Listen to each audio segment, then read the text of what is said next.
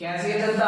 मस्त। देखो भाई, नीट के क्वेश्चन करने में हो रही है दिक्कत, केमिस्ट्री से लगता है डर और टॉपिक समझने में होती है दिक्कत, तो आप एक बार हमसे पढ़ के देखिए, ठीक है। और आज का जो हमारा टॉपिक है वो टॉपिक का नाम क्या है? एरोमेटिसिटी। क्या है टॉपिक का नाम? एरोमेटिसिटी।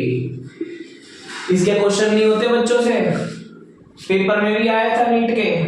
तो देखिए, एरोमेटिसिटी ये जो टॉपिक है ये है ऑर्गेनिक का। किस चीज का टॉपिक है ये? ऑर्गेनिक का। ऑर्गेनिक के अंदर केवल और केवल किस चीज की बात करी जाती है? Carbon carbon carbon. किसकी बात करी जाती है? कार्बन। अब देखिए, एरोमेटिसिटी के अंदर टोटल 3 टाइप के कंपाउंड्स होते हैं। कितने टाइप के? 3। सबसे पहला कंपाउंड एरोमेटिक कंपाउंड, दूसरा कंपाउंड होता है नॉन एरोमेटिक कंपाउंड, दूसरे कंपाउंड का नाम क्या होता है? एरोमेटिक। पहले का नाम क्या है? Aromatic compound. तीसरे का नाम होता है एंटी एरोमेटिक। तीसरे का नाम क्या होता है? Anti aromatic. पेपर में बस यही तो क्वेश्चन पूछता है कि आप बताएं कौन सा एरोमेटिक है, कौन सा नॉन एरोमेटिक है, कौन सा एंटी एरोमेटिक है। तो चलो फटाफट समझते हैं क्वेश्चन, और पेपर में इस क्वेश्चन से हमारे को 4 नंबर लेने हैं फटाफट, ठीक है। गलती कोई नहीं करेगा। तो सबसे पहले चलो चालू करते हैं। सबसे पहला कंपाउंड कौन सा कंपाउंड था? जल्दी जल्दी बताओ। Aromatic compound. कंपाउंड का नाम क्या था? Aromatic compound. देखो, एरोमेटिक कंपाउंड कौन कौन होते हैं? सबसे पहला, इसके अंदर सारे के सारे कार्बन। क्या वर्ड बोला? सारे के सारे कार्बन, क्योंकि ये कौन सी केमिस्ट्री है? ऑर्गेनिक। सारे के सारे कार्बन sp2 हाइब्रिडाइज्ड होने चाहिए। कैसे होने चाहिए? sp2 hybridised. कुछ बच्चे कहते हैं सर हमें तो sp2 ही नहीं पता, कैसे पता करते हैं? तो देखो, sp2 पहचानने का तरीका क्या होता है? आप कभी भी अगर कार्बन आपका 3 सिग्मा 1 पाई बॉन्ड बनाए, कैसे बॉन्ड बनाए? 3 सिग्मा पर 1 पाई बॉन्ड बनाए, तो वो कार्बन कैसा होगा आपका? sp2 hybridised. कुछ बच्चे तो बहुत टैलेंटेड होते हैं, वो तो सीधा क्या कहते हैं, अगर कार्बन 1 पाई बॉन्ड बना रहा है तो वो क्या होगा? sp2। क्या होगा? वो sp2 बना रहा है। और अगर वो 2 पाई बॉन्ड बना रहा है तो वो कार्बन क्या होगा? sp hybridized. तो आपको अभी केवल याद क्या करना है? sp2 हाइब्रिडाइज्ड में कितने पाई बॉन्ड? 1 pi bond. अगली चीज, दूसरी, इसके अंदर पाई इलेक्ट्रॉनों की संख्या। क्या बोला मैंने? Pi electron. क्या बोला? Pi electron. बॉन्ड नहीं, पाई इलेक्ट्रॉन। क्या बोला? Pi electron. पाई इलेक्ट्रॉन की संख्या सुने क्या होनी चाहिए? सुने सुने ध्यान से। पाई इलेक्ट्रॉनों की संख्या या तो 2 पाई होनी चाहिए, या फिर 6 पाई होनी चाहिए, या फिर 10 पाई होनी चाहिए, या फिर 14 पाई। देख रहे हैं ना, 2 के बाद 4 4 4 4 जोड़ते जा रहे हैं, बस यही करना है। जैसे 2 pi electron, 6 pi electron, 10 pi electron और 14 पाई इलेक्ट्रॉन। अब ध्यान से सुने बच्चा, 1 पाई बॉन्ड के अंदर ये मान लो 1 पाई बॉन्ड है। कैसा बॉन्ड है ये? 1 पाई बॉन्ड। 1 पाई बॉन्ड है ये, और 1 पाई बॉन्ड के अंदर, 1 पाई बॉन्ड के अंदर 2 इलेक्ट्रॉन होते हैं। एक इलेक्ट्रॉन ये है और दूसरा इलेक्ट्रॉन ये है। तो 1 पाई बॉन्ड के अंदर कितने इलेक्ट्रॉन प्रेजेंट हैं? 2 इलेक्ट्रॉन प्रेजेंट है। कितने? 2 इलेक्ट्रॉन प्रेजेंट है। देखो फटाफट, और देखो इन्हीं दोनों नियम को, इन्हीं दोनों नियम का एक नाम है। वो नाम क्या है? हक्कल। क्या है? हक्कल। भाई हकला नहीं रे, हक्कल रूल। क्या बोलेंगे? हक्कल रूल। अब ध्यान से सुने, तीसरा पॉइंट। कौन सा पॉइंट? तीसरा।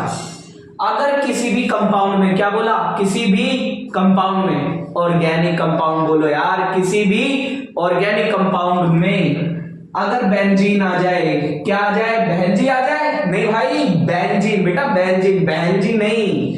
अगर किसी भी ऑर्गेनिक कंपाउंड में क्या आ जाए? बेंजीन। क्या आ जाए? बेंजीन नहीं, नहीं, बेंजीन आ जाए। क्या आ जाए? बेंजीन, जिसका फॉर्मूला क्या होता है? C6H6। वो कंपाउंड एरोमेटिक ही होगा। वो कंपाउंड क्या होगा?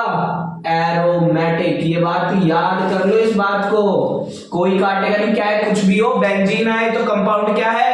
एरोमेटिक। तो यानी एरोमेटिसिटी के 3 नियम। Carbon sp2 hybridised. sp2 कैसे पता लगता है? एक पाई बॉन्ड देख लेना बस।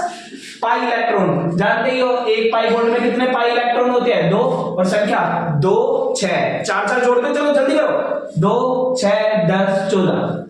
तीसरा, ऑर्गेनिक कंपाउंड में अगर क्या नाम है बेंजीन आ जाए, क्या आ जाए? बेंजीन, तो वो कंपाउंड क्या हो जाएगा? एरोमेटिक। ऊपर के दो नियम को क्या कहते हैं? हक्कल रूल। तो समझ गए हो गया एरोमेटिक कंपाउंड।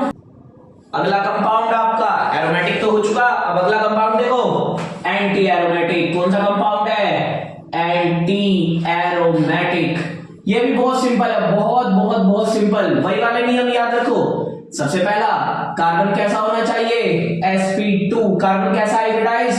sp2, जिसके अंदर क्या आता था? एक पाई बॉन्ड। क्या आता था? एक पाई बॉन्ड। अगला देखो फटाफट, जल्दी जल्दी करो, टाइम नहीं होता हमारे पास। दूसरी चीज, पाई इलेक्ट्रॉन याद है ना? एक पाई बॉन्ड में कितने पाई इलेक्ट्रॉन? 2 pi electron.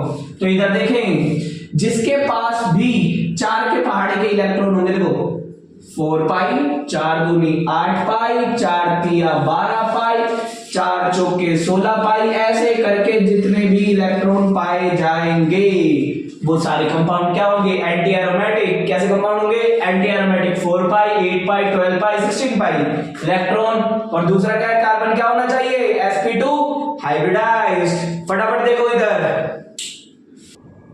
तीसरा कंपाउंड आपका देखो क्या है? फटाफट जल्दी करो, नॉन एरोमेटिक। तीसरे कंपाउंड का नाम क्या है? Non aromatic. ये बहुत सिंपल है। इसके अंदर अगर कोई भी कंपाउंड ना ही एरोमेटिक है ना ही एंटी एरोमेटिक है, तो वो क्या होता है? Non aromatic. कैसा कंपाउंड होता है? Non aromatic. पर तो भी देख लीजिए, जो भी कार्बन, जिस भी कंपाउंड में अगर कोई कार्बन, जिस भी कंपाउंड में कोई भी कार्बन अगर sp3 हाइब्रिडाइज्ड होगा, कैसा होगा? sp3 हाइब्रिडाइज्ड, वो अपने आप ही कौन सा कंपाउंड होगा? Non aromatic. कौन सा कंपाउंड होगा? Non aromatic. अब ये बात आती है, हम sp3 कैसे पहचानेंगे? चलो sp2 में एक पाई बॉन्ड देख लो, लेकिन sp3 कैसे पता चलेगा? sp3 में पाई बॉन्ड होता ही नहीं है। कौन सा बॉन्ड नहीं होता? पाई। सारे के सारे कौन से बॉन्ड होते हैं? सिग्मा।